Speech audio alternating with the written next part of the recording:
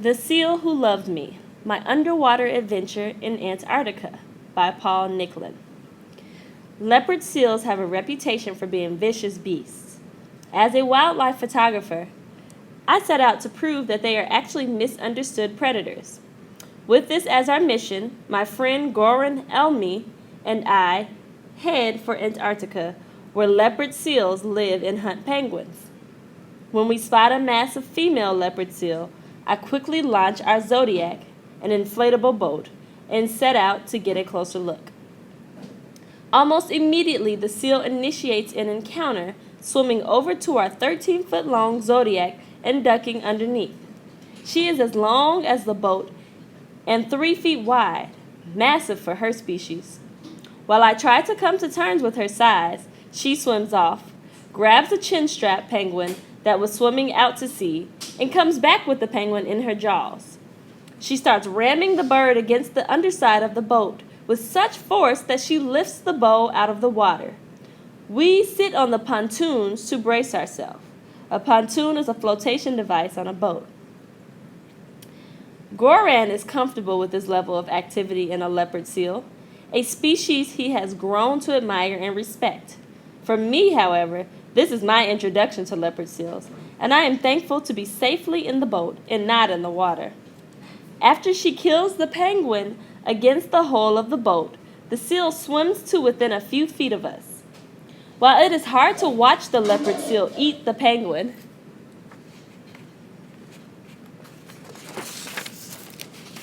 the biologist naturalist in me understands that she is a predator and the penguin is her prey.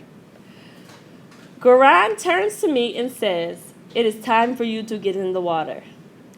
Even though my goal is to discover if leopard seals are truly vicious, the thought of getting into the water with her makes my adrenaline surge. Adrenaline is a hormone released due to extreme excitement, stress, or fear. My mouth goes dry and my legs are numb. I am momentarily paralyzed with fear. Objects appear 30% larger underwater, so as big as the female leopard seal had looked from above, she seems incomprehensibly huge underwater.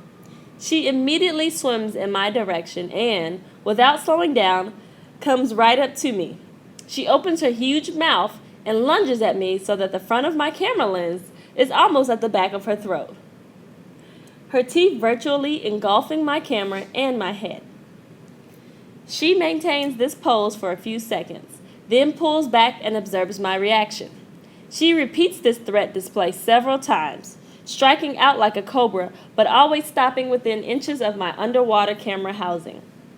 Taking pictures helped calm me as she repeatedly bluffed charges, trying to establish her dominance. I am happy to concede. Concede means to yield or admit defeat. But I do not retreat.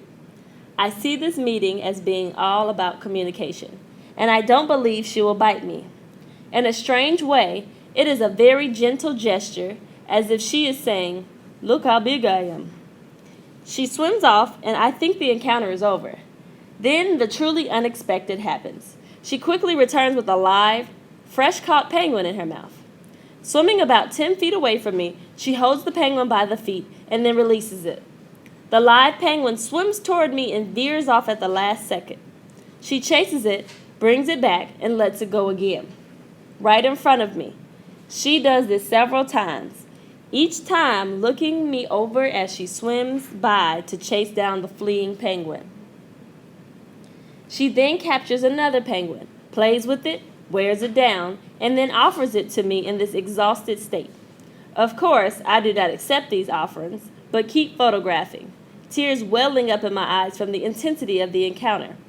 Finally, perhaps realizing the full extent of my incompetence as a hunter, she brings me a dead penguin and leaves it floating in front of my mask.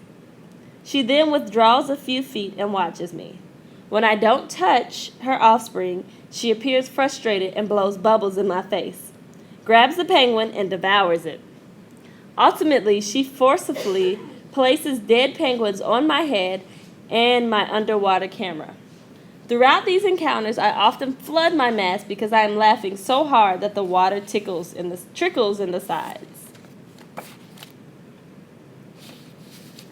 Over the course of 4 more days, she tries to feed me penguin after penguin, and I keep shooting the whole time. Once during those 4 days, I become concerned that I've overstayed my welcome. She seems to have tired of my presence. Suddenly, during one of our normal feeding sessions, she visibly tenses and makes a deep guttural jackhammer-like sound, a threat display that I feel reverberate through my entire body. I sense that she is about to attack, but the moment quickly passes. What actually happens is that another leopard seal has sneaked up behind me. Her threat display is intended to protect me, and clearly it works.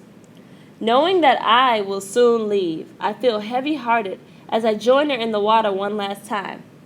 My relationship with this magnificent seal, so approachable, so tender, and yet so fierce, is something that will stay with me forever.